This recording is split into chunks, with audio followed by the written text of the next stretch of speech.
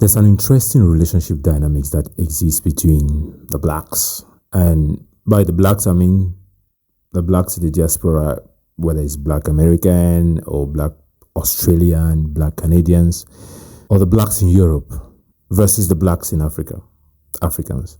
And I find it quite interesting because Africans hold the opinion that black Americans they have a superior sense of self. They are lazy. They are not quite educated. They are drug addicts, amongst other things. Of course, not all, but most. Now, African Americans hold the opinion that African culture is barbaric and, primitive. They think that Africans are only reaping and benefiting from the sweat and tears that their forefathers have laid down during, civil rights.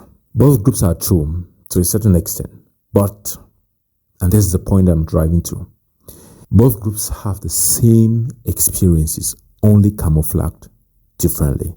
It doesn't matter if you're 18th generation African American or you're first generation African. We've all had the same experiences. Black Americans, right? They move from slavery to segregation to Jim Crow, civil rights, and now there's affirmative action, there's Black Lives Matter, and the structural and systematic racism. The equivalent of that for Africans is apartheid.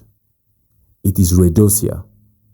It is colonialism. It is neo-colonialism. And of course, what Africa is still facing today. So we're birds of the same feather. And that's why I say I find the relationship of blacks all over the world kind of interesting. One thing is certain. If you trace our stories as blacks, as Africans, it all leads and trails down to one starting point. And that's Africa.